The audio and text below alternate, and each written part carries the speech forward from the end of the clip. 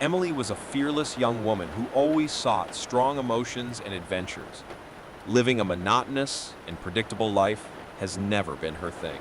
That night, while at home, she received a mysterious envelope in the mail. There was no return address, just her name handwritten on the front. Curious, Emily opened the envelope and found a strange invitation inside. It was high-quality paper with an elegant font that announced Silverwood Park, a night of mysteries. The invitation contained few details, just the date and an address for Silverwood Park. Silverwood Park was an abandoned attraction for decades, located on the outskirts of the city. Emily remembered hearing stories about the place when she was a child, tales involving paranormal activity and urban legends. Many considered the park cursed and avoided it at all costs. Sitting in her room, Emily pondered the invitation. She had no plans for that night and felt an undeniable attraction to the unknown. The invitation was intriguing, almost as if it had been tailor-made for her adventurous personality. After much thought, Emily made a decision. She dressed in appropriate evening clothes and got into her car. The moon was high in the sky when she arrived at the address indicated on the invitation, and Silverwood Park rose grimly before her. The park was shrouded in an aura of abandonment and darkness. The trees stood like silent sentinels, their leaves whispering unspoken secrets. The park's rusty gates were ajar, as if inviting Emily to enter. She hesitated for a moment, aware of the macabre stories associated with the place, but her curiosity prevailed. Emily walked through the gates, and the feeling that she was entering an unknown world enveloped her. As she explored the abandoned park, the moonlight cast a pale light over the deserted landscape. The park's attractions were covered in cobwebs and fallen leaves. Emily could hear the wind whispering through the empty hallways and smell mildew in the air. As she walked deeper into the park, the feeling that she was not alone intensified. Shadows seemed to move in the trees despite the absence of wind. She could hear children's laughter echoing through the air, but the park was empty, with no sign of life. Emily continued to explore, moving toward one of the park's most well-known spots, the old carousel. This was where stories about paranormal activity were most intense. She approached the carousel, and the laughter became more audible. The carousel was covered in cobwebs, its carved figures now faded and weathered.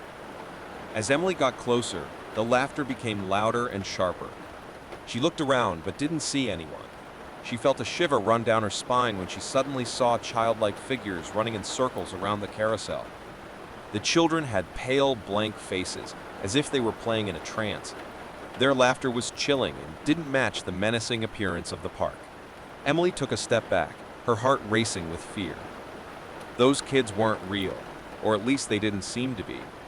It was as if they had come straight out of a macabre painting, their laughter echoing in the air like an echo from the past. It was then that Emily realized that she was no longer alone in Silverwood Park. The shadows seemed to approach her, enveloping her. It was as if the park had trapped her in her own nightmare, and Emily was about to discover that the mysterious invitation had led her to a place of unfathomable mysteries and unimagined terrors. Emily was trapped, surrounded by the ominous shadows that seemed to come to life in Silverwood Park. Children's laughter echoed in her ears, becoming increasingly disturbing. The children's figures ran in circles around the carousel, their pale faces staring intently at Emily. Emily's heart beat wildly as she struggled to understand what was happening. The stories about the cursed park and paranormal activities started to make sense. She was witnessing something beyond her understanding. Determined to escape that nightmare, Emily turned her back on the carousel and started running towards the park's exit. Shadows seemed to follow her, dancing ominously among the trees and abandoned attractions.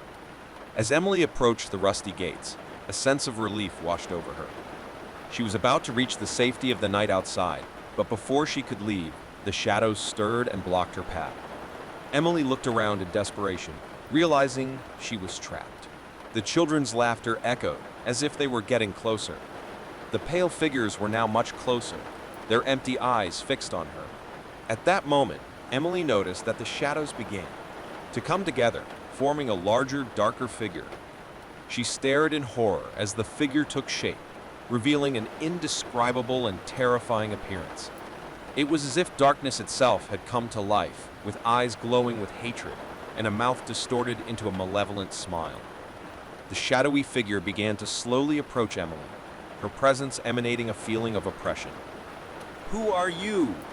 Emily managed to stutter out, her voice shaking with fear. The shadowy figure remained silent for a moment before finally responding in an icy whisper. "We are the past of this cursed place, trapped in eternity. You belong to us now." Emily instinctively backed away, but the shadows seemed to tighten their grip around her. She felt like she was suffocating, trapped in that ominous dimension of the park. As the shadowy figure continued to approach, Emily realized she needed answers. She couldn't just give in to the terror that enveloped her. Taking a deep breath, she gathered her courage and demanded, "What do you want from me? Why am I here?" The shadowy figure let out a dark laugh, echoing through the night. "We want company, dear Emily. The park needs souls to sustain its curse. You are just another piece in the eternal puzzle." With a sudden movement, the shadowy figure extended a shadowy hand towards Emily. The icy touch of the shadow enveloped her, and she felt her energy being drained. Her senses began to go hazy, and she was losing consciousness. But before total darkness enveloped her, Emily had one last glimpse of the pale figures of the children around her, staring at her with blank faces.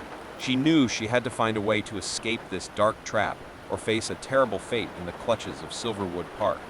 Emily was determined to uncover the truth behind the park's curse and find a way to survive the nightmare that was just beginning. As Emily was trapped in the icy embrace of the shadowy figure in Silverwood Park, her mind worked frantically in search of a way out. She refused to give in to the terrible fate that seemed imminent. The darkness around her seemed palpable, but her determination shone like a dim light. Emily began to remember the mysterious invitation that had brought her to this macabre place. She wondered who had sent it and why. Maybe there was a clue there, something that could help her understand the nature of the curse that was plaguing the park. With a tremendous effort, Emily managed to whisper, "Who sent the invitation? Why?" The shadowy figure seemed to waver for a moment. Finally, in a hissing whisper, the figure responded. The invitation was sent by someone seeking a replacement. The park requires souls to maintain its power. Someone offered their soul in exchange for another. And you were the chosen one. Those words hit Emily like a punch. She couldn't believe that someone could be so selfish as to condemn her to this terrifying fate. But she had no time for regrets.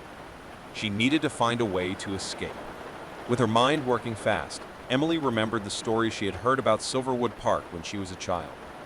There were rumors of an ancient hidden book that contained information about the curse and how to break it. If she could find this book, she might have a chance to escape. With a desperate effort, Emily managed to free herself from the shadowy figure and began to run through the park. The shadows seemed to stretch and twist around her, trying to stop her, but her determination was unwavering. She searched the darkest corners of the park until she finally found an ancient building, covered in ivy and practically forgotten by time.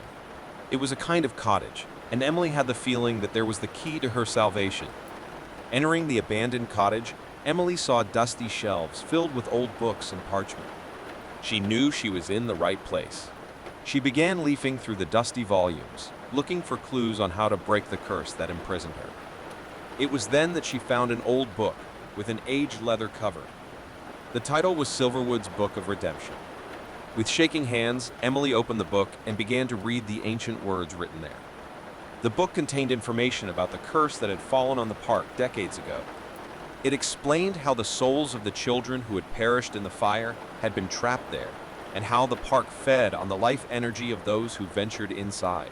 But most importantly, the book contained a liberation ritual, a means of breaking the curse and giving peace to the children's souls.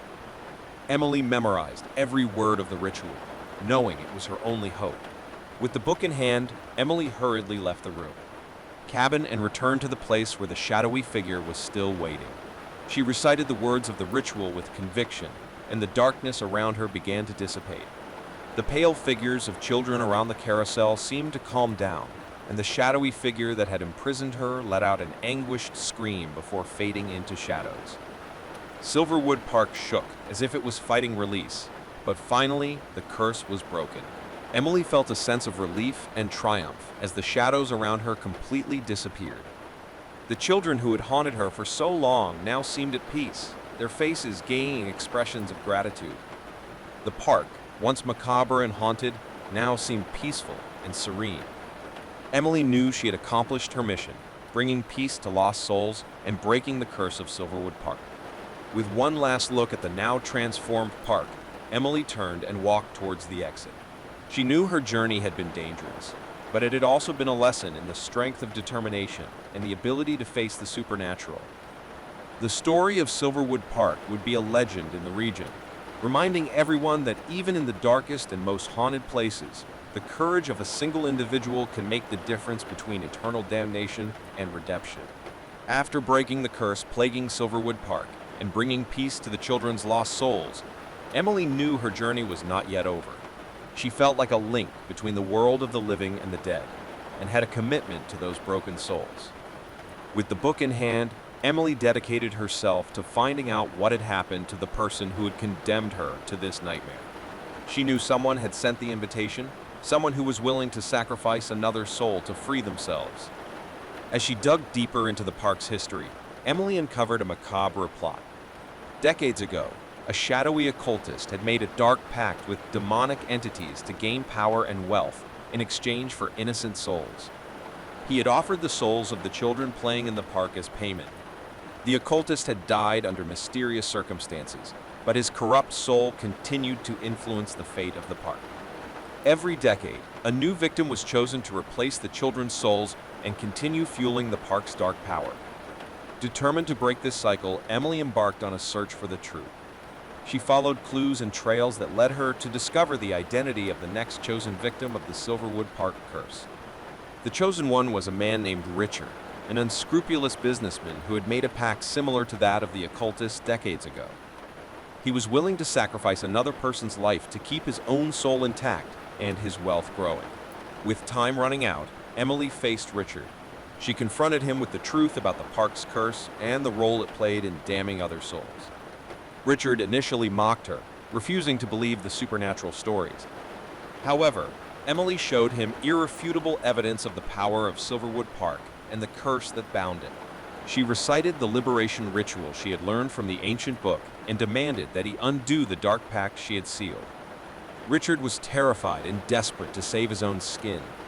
He agreed to follow the ritual in exchange for his own freedom from the demonic entity's clutches. Emily guided Richard through the process, the ancient words echoing through the air as the park's shadows began to stir. As the ritual unfolded, the demonic entities that had held the park under her influence for decades began to lose power.